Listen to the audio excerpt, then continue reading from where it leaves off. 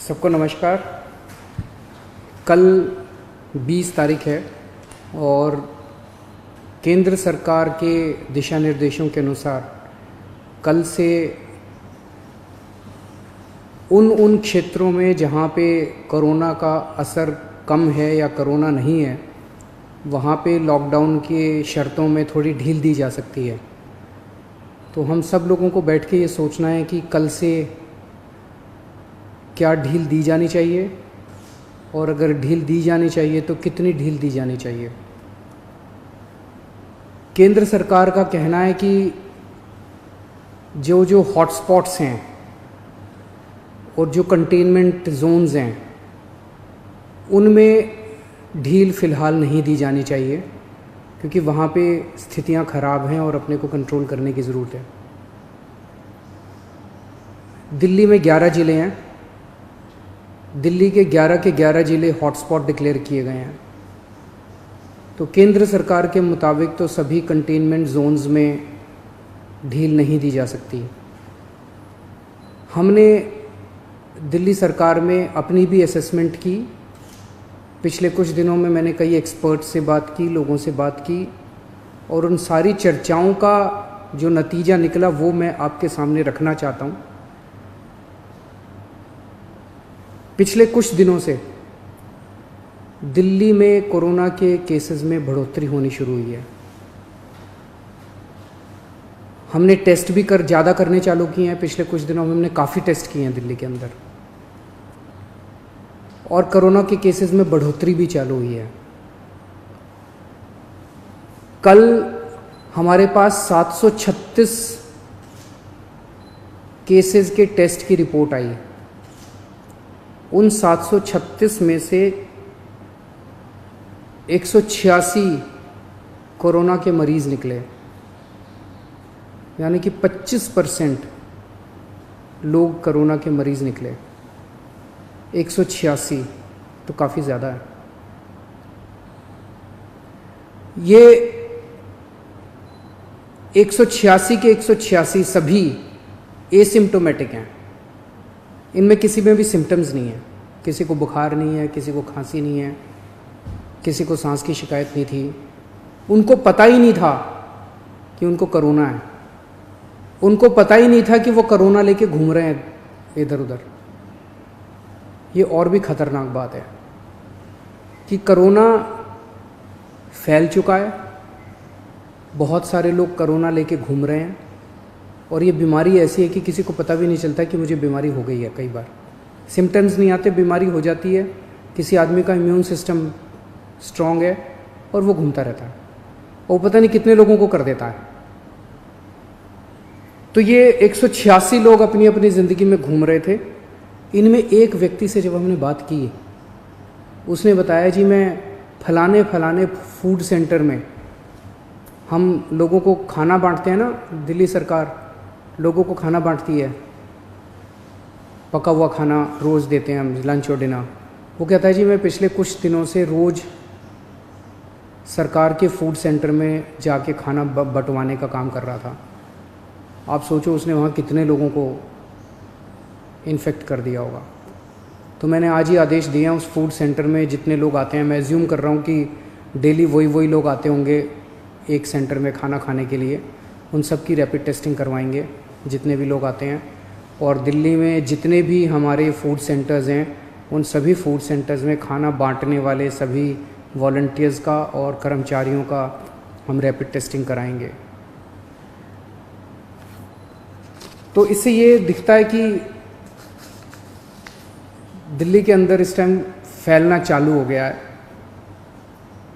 रोज़ containment zones बढ़ते जा रहे हैं जहाँ पे ऑपरेशन शील्ड लागू किया जाता है। आज की डेट में 77 कंटेनमेंट जोन बन गए हैं दिल्ली के अंदर। हमने कंटेनमेंट जोन्स में रैंडम टेस्टिंग कराई थी। कहीं से 200 का सैंपल लिया, कहीं से 180 का सैंपल लिया, कहीं से, वहाँ पे रैंडम टेस्टिंग कराई थी।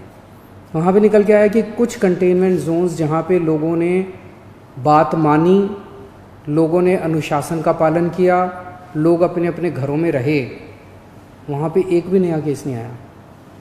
लेकिन जहाँ लोगों ने बात नहीं मानी और लोग गलियों में निकल आए, हम उस कंटेनमेंट जोन के अंदर किसी को नहीं आने देते, बाहर किसी को नहीं जाने देते, लेकिन अंदर लोग एक दूसरे के घर में जाते रहते हैं। लोग नहीं मानते, काफ़ी उनको मनाने की कोशिश की जाती है, सख्ती करने की कोशिश की जाती है, लेकिन कई जगह लोग नहीं मानते। जैसे मैंने कल आपको जहांगीरपुरी का उदाहरण दिया। जहांगीरपुरी की एक गली, उसके अंदर एक ही परिवार के कई सारे घर थे, चाचे मामे ताया ये सब, उनमें एक ही परिवार के 26 केस पॉजिटिव निकले, क्योंकि वो माने ही नहीं। कंटेनमेंट जोन होने के बावजूद वो एक दूसरे के घरों में जाते रहे। तो जहाँ जहाँ कंटेनमेंट जोन में लोगों ने बात मानी है, वहाँ एक भी नए केस नहीं मिले, और जहाँ लोगों ने बात नहीं मानी, वहाँ पे कुछ कंटेनमेंट जोन्स में कई नए केस निकल के आए हैं। तो एक चीज़ तो ये है कि दिल्ली में कोरोना तेजी से फैल रहा है, पर अभी स्थिति नियंत्रण के बाहर नहीं है, स्थिति नियंत्रण में है। स्थिति चिंताजनक है, पर घबराने की ज़रूरत नहीं है। अपने को सबको अनुशासन में रह के इसको कंट्रोल करने की ज़रूरत है। आज दिल्ली में टोटल 1893 केस हैं, मोटा मोटा 1900 मान लो, 1900 केस हैं। 1900 में से 26 आईसीयू में हैं और 6 वेंटिलेटर पे हैं। लगभग 43 लोगों की मौत हो चुकी है। 26 आईसीयू में है, 6 वेंटिलेटर पे हैं। आप सोच के देखो कि अगर लॉकडाउन नहीं होता तो क्या होता। दूसरे देशों का जो हाल है, भगवान ना करे अगर ऐसा अपने देश में होता, अगर लॉकडाउन ना होता, मान लो 3000 लोगों को आईसीयू की ज़रूरत पड़ जाती, मान लो 2-2.5 हज़ार लोगों को वेंटिलेटर की ज़रूरत पड़ जाती है, और ज़्यादा लोगों को। इतने तो आईसीयू ही नहीं थे, इतने तो वेंटिलेटर ही नहीं है। इटली में, स्पेन में, अमेरिका में यही देखने को मिल रहा है कि आईसीयू कम पड़ गए, वेंटिलेटर कम पड़ गए, अस्पताल की व्यवस्थाएं कम पड़ गई।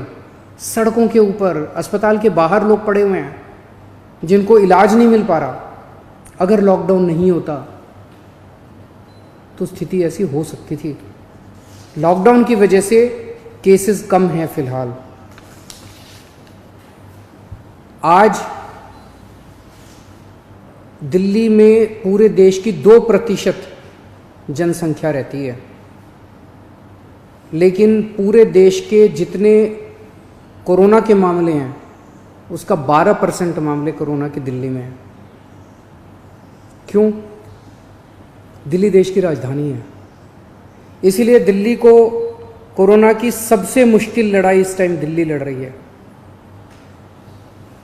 पिछले 2-2.5 महीने के अंदर विदेशों से जितने लोग आए वही लेके आए कोरोना विदेशों से, अपने देश में तो था नहीं। जितने विदेशों से लोग आए, सबसे ज़्यादा लोग दिल्ली में आए, क्योंकि दिल्ली देश की राजधानी है। अंतर्राष्ट्रीय एयरपोर्ट और भी कई जगह है, लेकिन सबसे ज़्यादा लोग यहाँ आते हैं। सबसे ज़्यादा लोग यहाँ आए, उनको हमने क्वारंटाइन में रखा, लेकिन उसके पहले नहीं रखा था, बाद में आई गाइडलाइंस। तो सबसे ज़्यादा मार दिल्ली को बर्दाश्त करनी पड़ी। मरकज़ के अंदर जो इंसिडेंट हुआ उसका भी सबसे ज़्यादा मार दिल्ली को बर्दाश्त करनी पड़ी। इसे दिल्ली पे सबसे बड़ी जिम्मेदारी पड़ी। तो आज जब ये निर्णय अपने को लेना है कि कल से कुछ ढिलाई देनी है कि नहीं देनी, मैं भी देना चाहता हूँ ढिलाई। इतनी सख्ती बड़ी मुश्किल हो जाती है। कैसे लोगों का गुजारा चलेगा, कैसे लोगों की रोजी रोटी चलेगी, कैसे लोगों का घर चलेगा। लोग बहुत मुश्किल में हैं,